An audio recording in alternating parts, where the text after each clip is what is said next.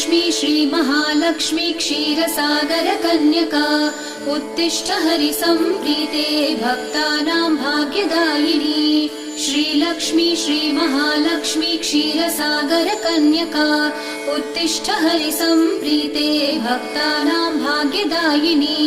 उत्तिष्ठोत्तिष्ठ श्रीलक्ष्मी विष्णुवक्षस्थलालये उत्तिष्ठ करुणापूर्णे लोकानां शुभदायिनी। उत्तिष्ठोत्तिष्ठ श्रीलक्ष्मी विष्णुवक्षस्थलालये उत्तिष्ठ करुणापूर्णे लोकानां शुभदायिनी।